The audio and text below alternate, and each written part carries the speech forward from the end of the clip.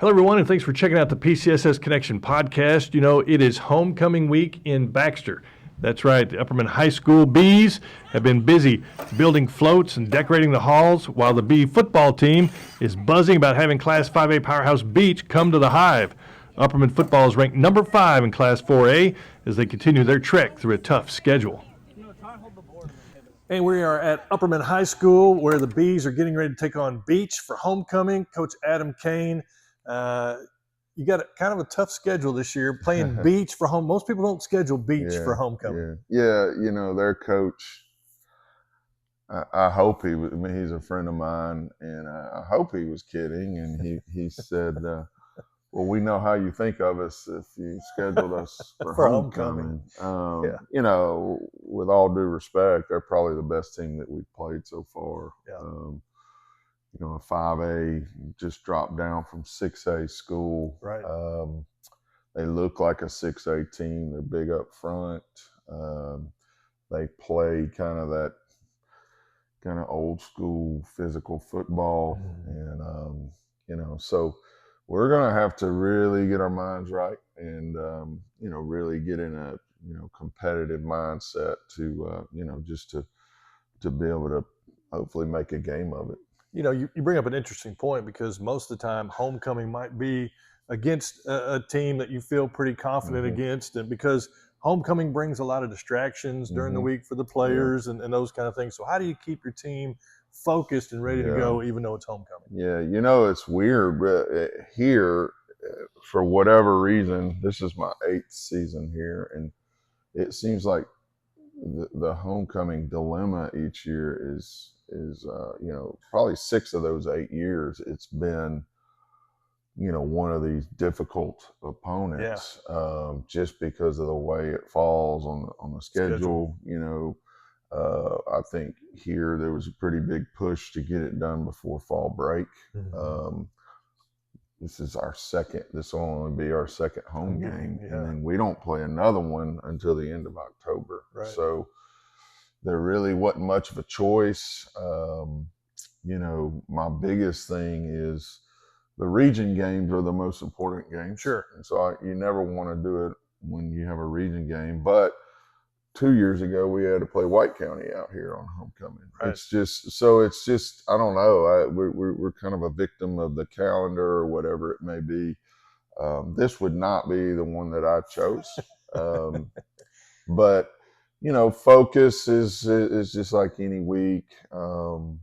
Somehow or another, you know, the time that they're down here, we got to get their, you know, kind of, they got to absorb the game plan.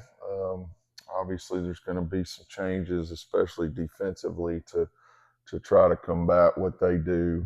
And, you know, hopefully we can cover up some of their linemen a little bit better than we have. And so as long as they absorb the game plan and they're focused when they're here at practice, you know, they're high school kids. I don't know how much they think of it when they're away. Right.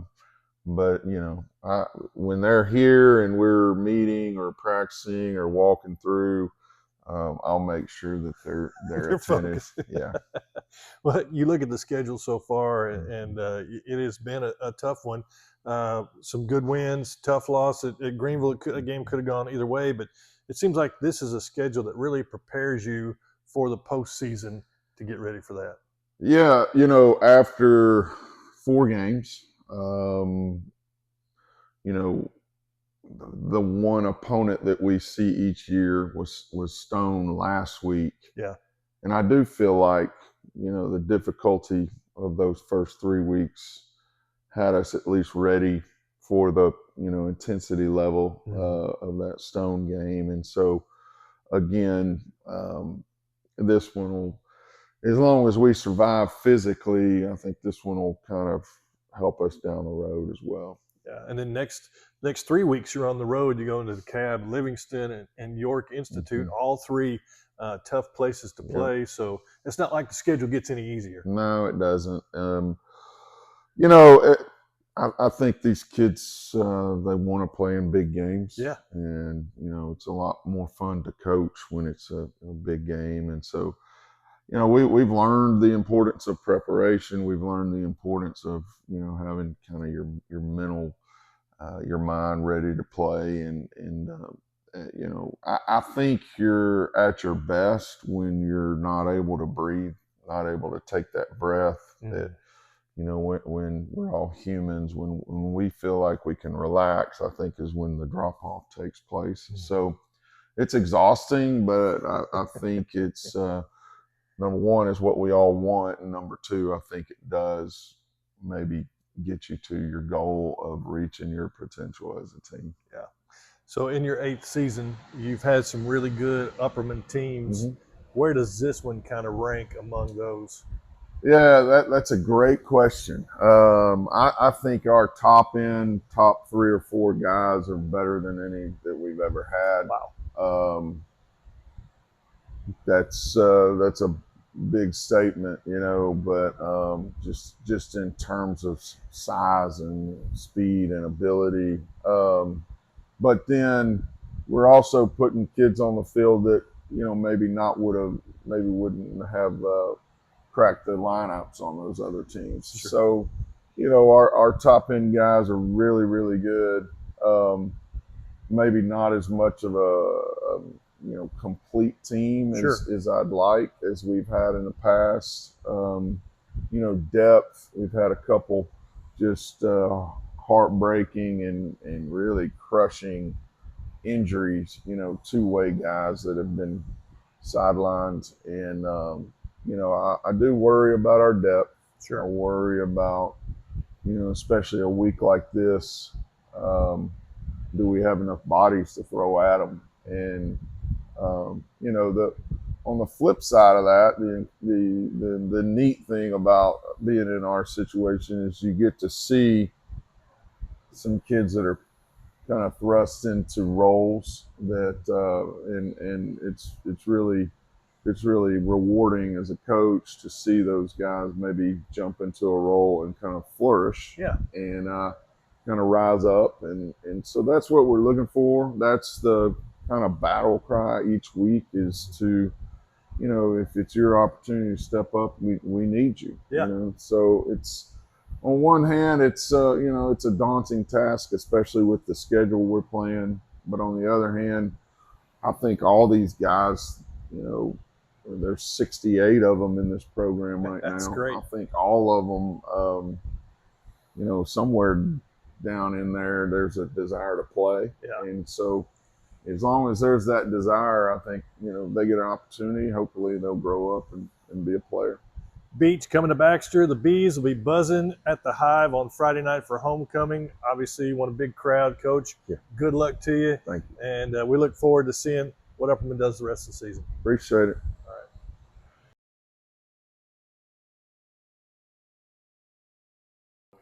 I think it's fun. Our principal's really doing a good job with homecoming and stuff. And I think it's better for the school because we're doing now. But we still got a big game Friday, so.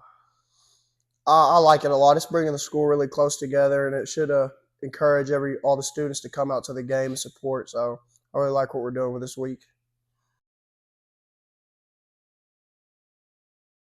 Yeah, they're pretty good. They like running the ball a lot, and they got a pretty big quarterback. So we should get him on the ground. Coach Caine said they're pretty much like the 5A version of us. They like to play how we do, real physical, and they're 5A, so they got some pretty big kids. So it'll be a pretty good challenge to see how physical and tough our kids are.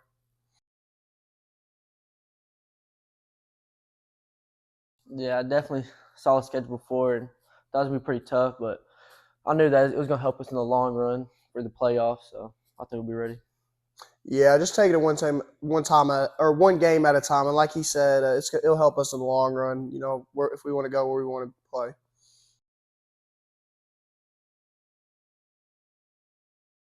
It's definitely a lot better because we kind of know what they like to do and stuff like that, but they also know what we do, so it's really just who's more physical.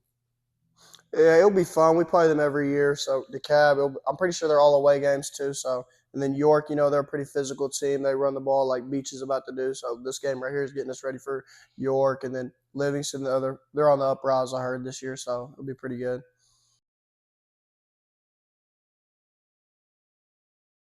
Yeah, they are. It's always fun to play here because the crowd's always in it. Our fans really support us every game. Yeah, it is pretty good getting to play on this field right here. It's amazing community coming out and supporting.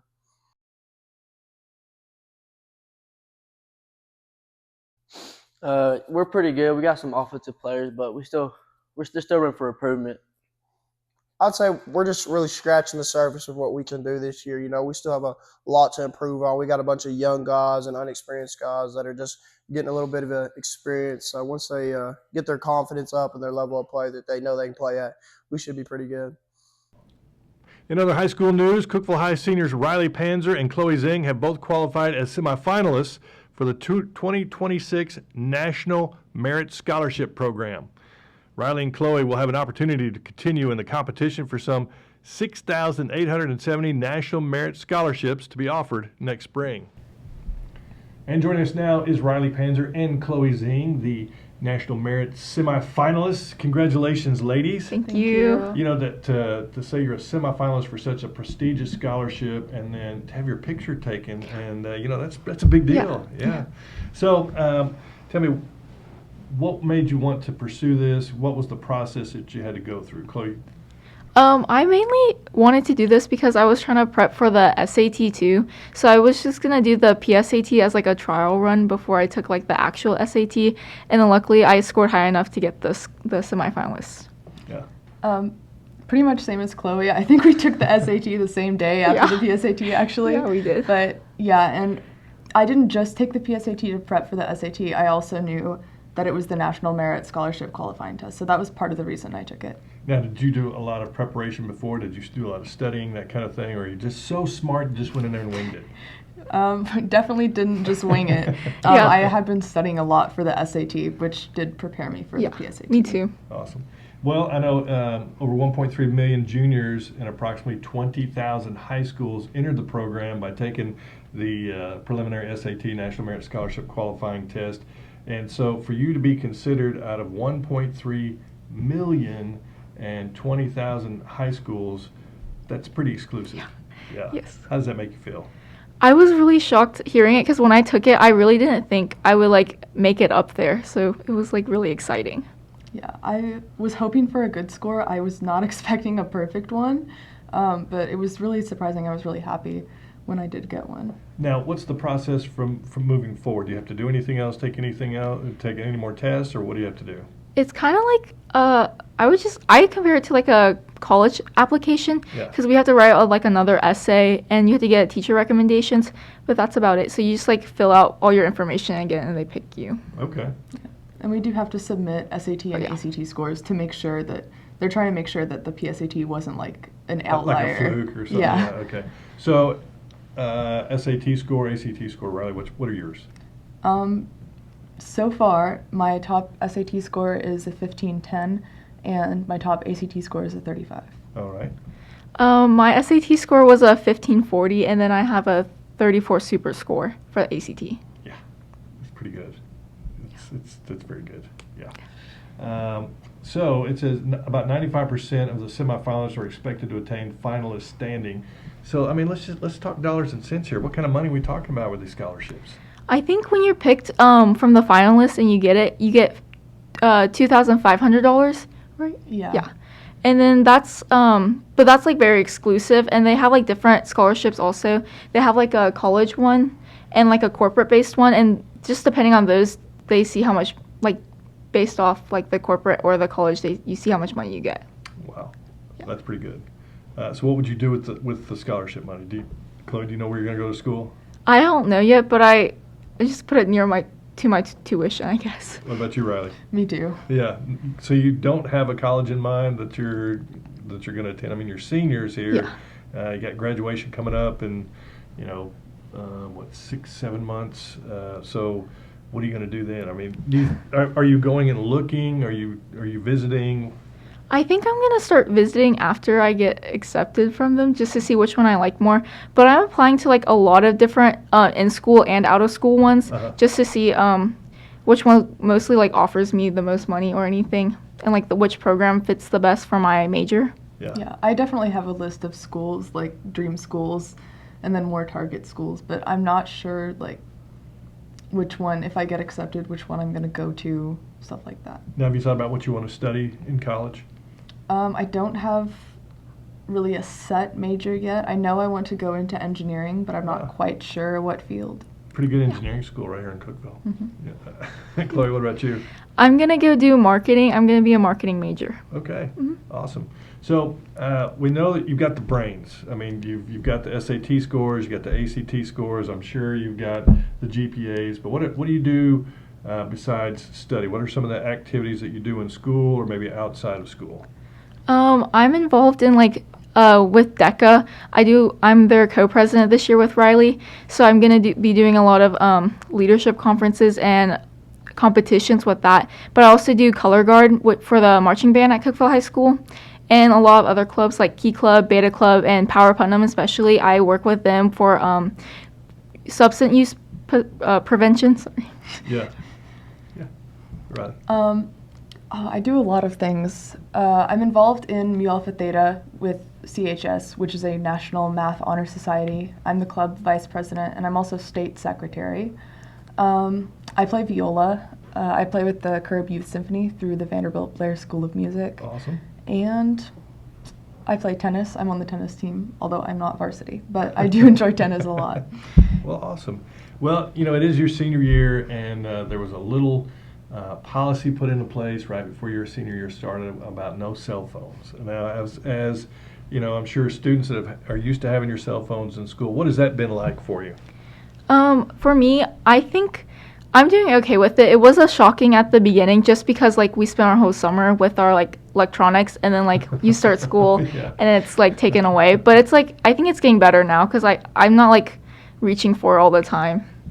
Yeah, I think it was definitely a little shocking to me at first because they were okay, now you don't just have to put it in a pocket on the wall. Now you have to put it in a lockbox. And I Yes. was really upset by it. Yeah. But I think now I've gotten used to it. It's not so bad. Yeah.